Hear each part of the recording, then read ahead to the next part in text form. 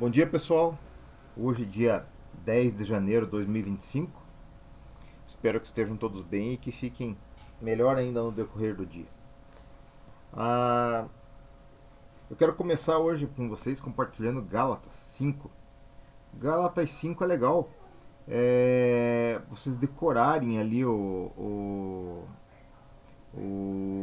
versículos do 19 até o 23, para vocês decorarem os frutos do espírito e da carne, né? E eu ia começar aqui as obras da carne do 19, né? Adultério, fornicação, impureza, lascívia, idolatria, feitiçaria, ódio, discórdia, rivalidade, ira, porfia, rebeliões, heresias, invejas, homicídios, bebedeiras, orgias e outras coisas semelhantes. A respeito dessas coisas vos falo, como já vos falei outrora, que os que as praticam não hão de herdar o reino de Deus. Amém? Nós vamos falar hoje um pouquinho sobre a questão da inveja. E nós vamos lá. Se você é invejoso, né, e se acha a pior pessoa do mundo, não precisa se martirizar tanto. Salmo 73, Salmo de Asaf. Asaf era chefe do louvor no templo. E era poeta, escreveu um monte de salmos aqui, né? Um homem santo. Veja só. Verdadeiramente Deus é bom para Israel. Salmo 73, Salmo de Asaf. Para aqueles que são limpos de coração. Mas quanto a mim, então ele está falando aqui, ó, limpos de coração. Mas quanto a mim, meus pés quase se foram, meus passos quase escorregaram, pois eu tive inveja do tolo quando vi a prosperidade do perverso. Pois não há faixas em sua morte, sua força é firme. Eles não estão em tribulação como os outros homens, nem se afligem como os outros homens. O orgulho lhes cerca como uma corrente, a violência os cobre como vestimenta. Seus olhos destacam-se com gordura e eles têm mais do que o coração poderia desejar. São corruptos, falam perversamente, no que diz respeito à opressão, eles falam arrogantemente. Põe a sua boca contra os céus, sua língua caminha pela terra. Por isso seu povo retorna para cá e as águas de um copo cheio são espremidas para eles. Eles dizem, como Deus sabe, há conhecimento no Altíssimo. Eis que esses são os ímpios que prosperam no mundo. Eles aumentam em riquezas. Realmente eu limpei meu coração em vão e lavei as minhas mãos na inocência, pois ao longo do dia tenho sido afligido e castigado toda a manhã. Mais para frente vocês podem ler ali e ver que depois o Asaf ele reconhece que ele estava errado, né, em ter inveja dos ímpios e que a presença do Senhor era a melhor coisa que ele tinha. E esse deve ser o nosso raciocínio. A presença do Senhor é a melhor coisa que nós temos. Veja, então, todos aqueles frutos da carne lá, com humildade a gente tem que olhar e ver que a gente sofre deles a cada dia, pelo menos numa determinada medida, né? Um pouquinho mais, um pouquinho menos. E a inveja do ímpio, eu já falei isso pra vocês, eu não me sinto com inveja do ímpio, mas eu não me alegro com o sucesso do ímpio. Eu, assim, prefiro nem saber, porque me faz mal. Lembra no tempo da Lava Jato, que todo dia eles achavam um cara daqueles da Petrobras, lá em um empreiteiro, com quadros e vinhos e dinheiro vivo em casa, e cara, aquilo não me agrada. Sempre que eu sei que um mentiroso, que um ímpio, que um corrupto, que um aproveitador, que um desonesto se sai bem, eu não consigo me alegrar com isso. Em compensação, quando eu vejo alguém que é talentoso, abençoado, e esse sai bem, eu me alegro. Aí esse eu não tenho problema, mas com o nosso ego, eu não tenho a menor satisfação no progresso do nosso ego. Então, numa certa medida, todo mundo tem os frutos da carne, né? E não é porque você é invejoso que você é a pior pessoa do mundo. Só que a gente tem que conhecer os frutos da carne e a gente tem que sondar o nosso coração. Veja como Asaf falou com humildade para Deus: quanto a mim, meus pés quase se desviaram, porque eu tive inveja do ímpio, tive inveja do tolo. Ele não está disfarçando o que ele sentiu, né? Porque quantos Asafs existem no mundo que tem uma vida de santidade, que conduzem de coração o louvor a Deus, que fazem seu serviço direitinho, que são fiéis e que não prosperam em algumas áreas, que não tem, por exemplo, uma família abençoada ou não se sai bem nas finanças ou tem alguma doença. Quantos vocês conhecem assim? Não são todos que estão em pecado que são assim, são circunstâncias da vida e que podem atingir a qualquer um. Em direito a gente chama isso de alea, por isso que diz assim, é aleatório, ele pode acontecer de um jeito ou de outro. As coisas são desse jeito. Não fosse assim, Paulo não teria morrido pobre com aquele espinho na carne lá que Deus se recusou a tirar dele, né? Pedro não teria sido martirizado no fim da vida, né? Nem Tiago. João não teria sido confinado na ilha de Patmos. Então, essas coisas assim, e vocês podem ver que teve muito crente que terminou bem, né? Tinham aquelas mulheres que financiavam o ministério de Jesus, era gente rica, né? E então essas coisas fazem parte da vida.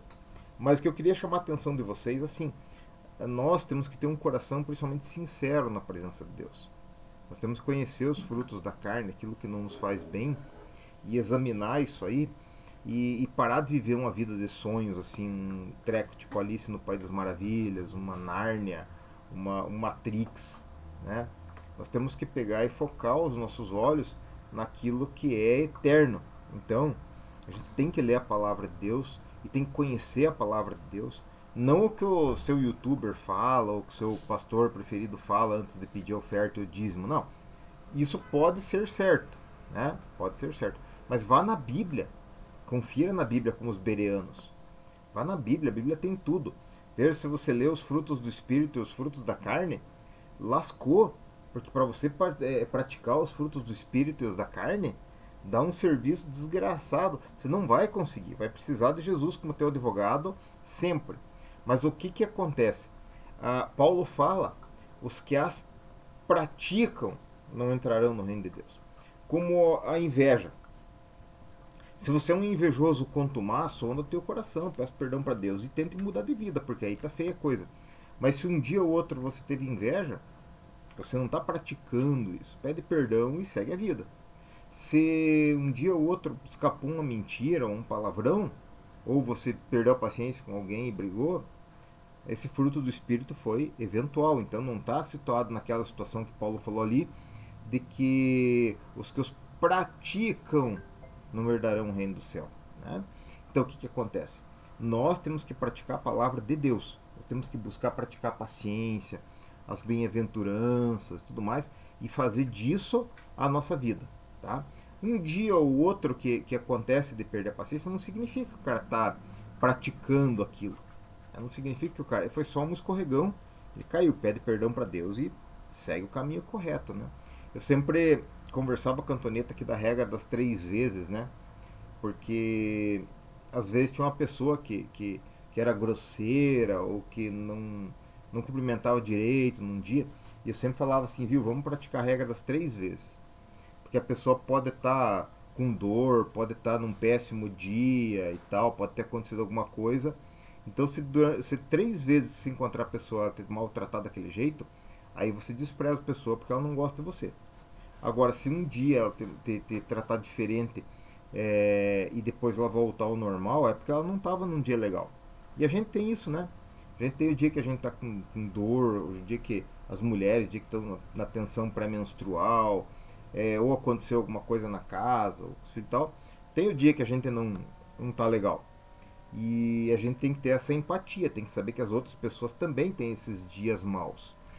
Que assim como a gente não é sempre igual, as pessoas também podem não estar. Então, essa regra das 3 vezes é bem bacana.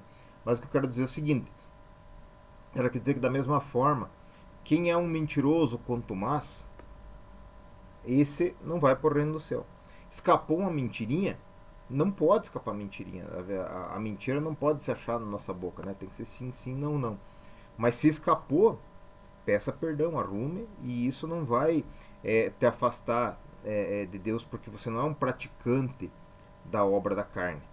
E o importante disso é a gente conhecer o nosso erro. Assim como Asaf.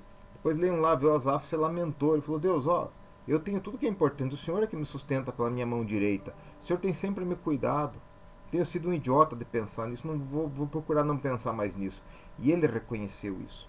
E nós temos que reconhecer isso, que a nossa porção é o Senhor e é a melhor porção que existe. Então, se você escorregou, não desanime. E saiba que tem dois tipos de gente aqui no meio cristão. Tem os que escorregam e não conseguem fazer tudo certo sempre. E tem os que mentem, os mentirosos. Porque o cara que diz que não escorrega nunca, ele está negando a Jesus. Porque Jesus, ele é nosso advogado perante o Pai. E quem que precisa de um advogado perante o Pai se nunca faz nada de errado? Aí eles desprezam a Jesus, né? Por quê? Porque o Espírito Santo intercede por nós com gemidos inexprimíveis, porque nós não sabemos orar como convém. Jesus é o nosso advogado perante o Pai. João fala assim: não é para vocês pecarem, mas se pecarem, tem um advogado perante o Pai para defender vocês.